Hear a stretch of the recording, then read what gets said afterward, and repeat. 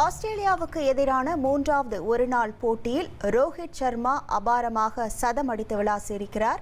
சர்வதேச ஒருநாள் கிரிக்கெட்டில் தனது 33வது சதத்தை ரோஹித் சர்மா பதிவு செய்திருக்கிறார். 105 பந்துகளில் 100 ரன்களை இந்திய வீரர் ரோஹித் சர்மா எட்டி இந்த சதத்தை பதிவு செய்திருக்கிறார். 11 பவுண்டரி 2 சிக்சர்களுடன் சதம் விளாசியிருக்கிறார் ரோஹித் சர்மா.